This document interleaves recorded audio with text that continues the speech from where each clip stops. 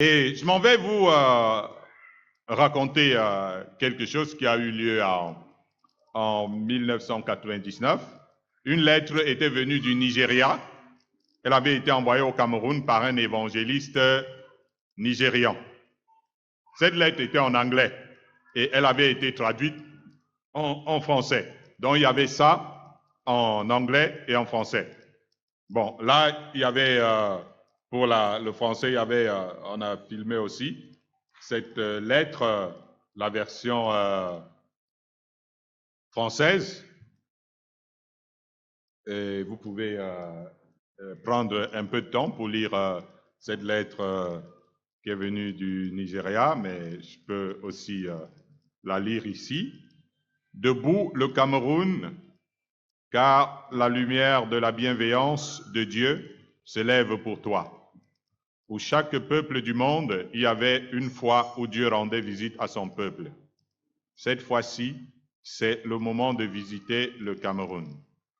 Jésus-Christ est déterminé à se manifester fortement au Cameroun. Le torrent de son esprit est prêt à submerger le pays et à emporter la conviction des citoyens sur la voie de la droiture, afin de la préparer pour la dernière récolte mondiale.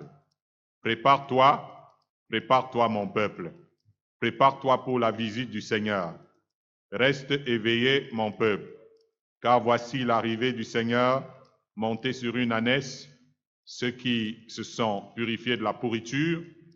Debout mon peuple et rends-toi disponible au Seigneur. Il a besoin d'ânesses à monter.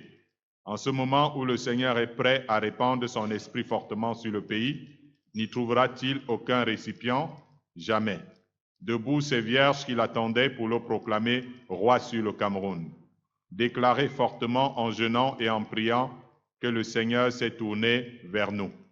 Et ça, c'était en anglais et traduit en français, signé par l'évangéliste, je m'excuse si je prononce mal son nom, s'il écoute, qu'il me pardonne, Adeoluwa Olugbenga, Beam of Glory et son église au Nigeria, avec son adresse, parce que c'est bon de lui écrire, peut-être pour qu'il raconte aussi à chacun de vous ce qui lui est arrivé.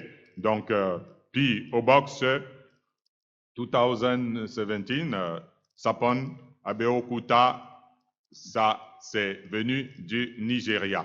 Et je voudrais signaler que cet homme de Dieu nigérian eut cette révélation et l'envoya alors que le Cameroun, à cette période, et avec le Nigeria, était en conflit au sujet de Bakassi. C'est dans une période pareille que Dieu se révèle à un homme de Dieu du Nigeria. Ça, c'est quand même assez incroyable. Ça ne pouvait donc pas venir d'un homme, parce que vous êtes en guerre pour discuter une péninsule avec une nation, et c'est par vous que Dieu se révèle pour parler de cette nation-là. Donc vous comprenez que c'était au-dessus de leur force. Voyez-vous? À travers la prophétie de cet oint de Dieu nigérian, on voit que le Cameroun est appelé peuple de Dieu. Voilà, il y a des choses qui lui sont arrivées, ça c'est sûr. Ça veut dire qu'il a vécu un événement incroyable. C'est-à-dire que nous, tout ce qu'on sait, c'est que Dieu lui a dit, là-bas, c'est mon peuple. Voyez-vous? Vous savez que dans Matthieu 21, je n'ai pas mis le verset à Jérusalem monté sur le dos d'une ânesse, n'est-ce pas? Or, nous voyons dans la prophétie du Nigérian qu'il parlait que Dieu va faire son entrée au Cameroun monté sur le dos d'une ânesse. Voyez-vous, quand nous relisons dans quelques endroits là-bas, c'est pas moi, vous pouvez toujours être en train de... voici. Oui, c'est là. Voilà, dans le dos d'une ânesse. Voilà. Donc, ça ressemble beaucoup à Matthieu 21, verset 5. Cela confirme la similitude entre Yaoundé et Jérusalem.